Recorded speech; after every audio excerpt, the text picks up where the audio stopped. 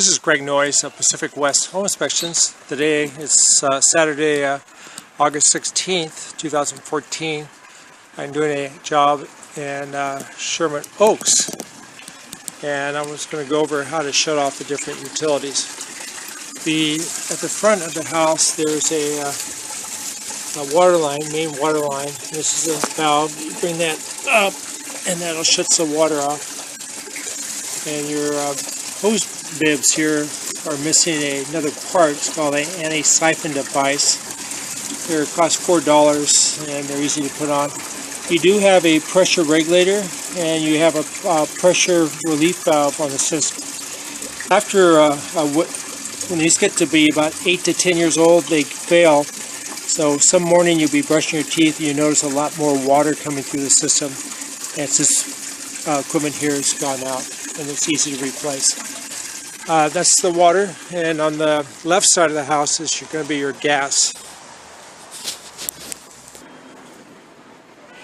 So we're at the left side of the house, and you have your gas meter here, and your valve to shut it off from the street right here. You turn this 90 degrees.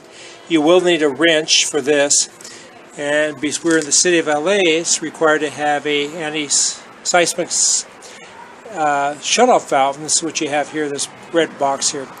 If this goes out, you reset the unit by these screws here, and the gas company does ask that they reset it after an earthquake, but many times it takes 2 weeks for them to come out, so that's how you can do it if you feel comfortable with that. Also over here we have our tankless water heater, and this is a 2010, and this will give you a hot water on demand, especially when you're filling up that whirlpool you have. On the side of the house there's also a drain line coming out of the wall, and this is your secondary condensation line. It's supposed to be directly under a window. They missed it by a couple inches, and this is to let you know that your primary line is backed up. And your primary line goes into one of the sink P-traps. Now on the right side of the house is your main electrical meter. There's a pool in the backyard, and there's no pool fence around it. Plaster is aging. I think they did it in 2003, and they replastered last. And typically it lasts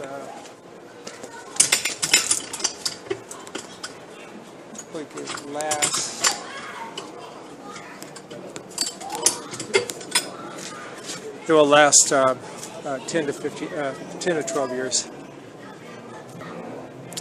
The service of life of plaster is usually 10 to 15 years. Over on your right side of the house is your main electrical panel. It's missing a knob here, so in case of emergency there's no way to readily open it up, and I'll have to stop here and get a screwdriver to open it up. So we've got it open here. I had the cover off earlier, so the wiring looks in good shape.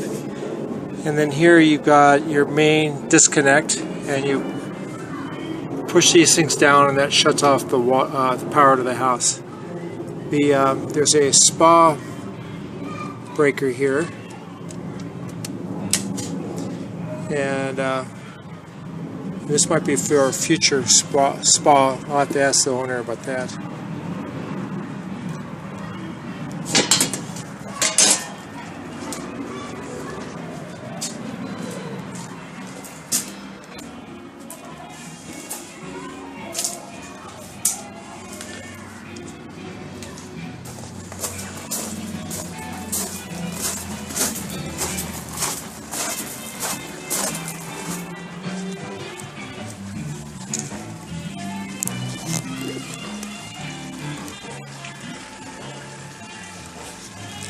So it's Saturday in Sherman Oaks, so it's music time. You have a composition roof here. The owner told me it's 4 years old. And on these roofs, the very top of the roof, where the two roofs come together, we call it a ridge cap here.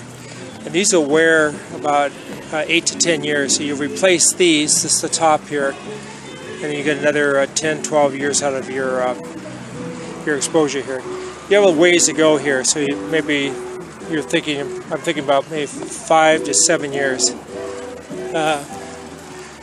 This where the two valleys come together, it's a cap sheet material, and these usually last 12 to 15 years. So you'll be replacing this area here in the next 8 years, 6 to 8 years. You want to have a guy up here to check it out. The valleys, they have metal flashing, and this is a vent, exhaust vent for your furnace. And then your air conditioner's up here on the roof. And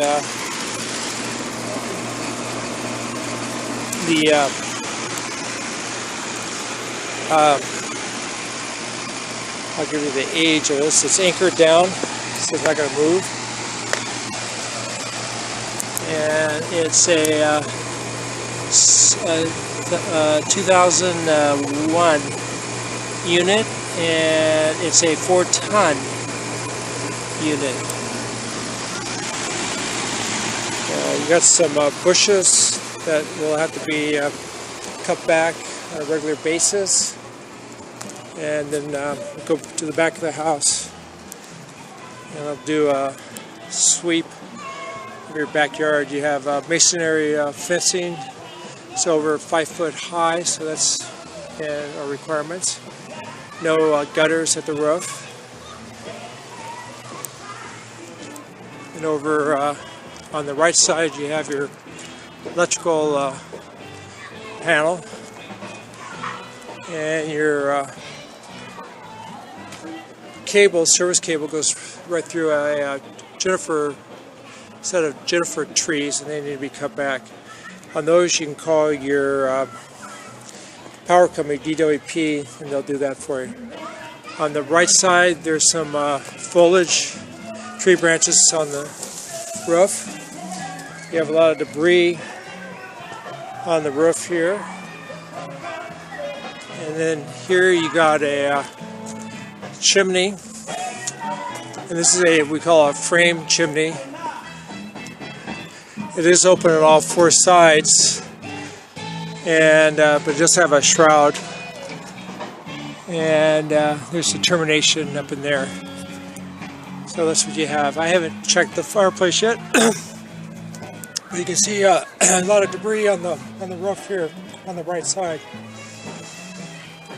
On the entryway to the right side, there's some ponding going on, and the water's not flowing off the way it should. This is a little higher than the roof here, so that needs to be taken care of as well. And this side's aging faster than the left side. You can see the air pockets here and the loss of rock on the cap sheet. So this needs to be replaced now. The original unit had it where they change the filter up here at the attic. So the door makes a noise. You can take some weather stripping or duct tape, cover the gaps here, and that'll help that. And then in the ceiling of the hallways where you change your filter out, and it's a 14 by 30 filter, and it's more convenient to do it in your hallway than up in your attic. It's quite hot here today, and you have a Tempstar furnace, and your AC coils behind here, and your furnace gas line fits in we call it a sediment trap here, and pick up any sediment. So that's what you have up here.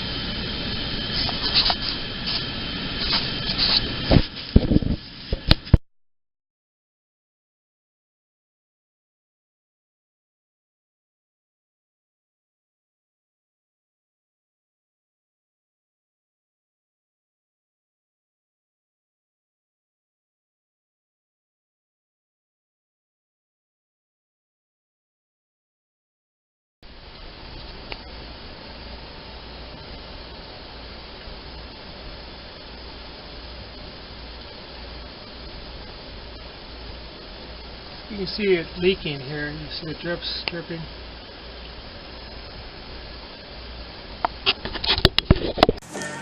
This is Greg Noyes of Pacific West Home Inspections, and I can be reached at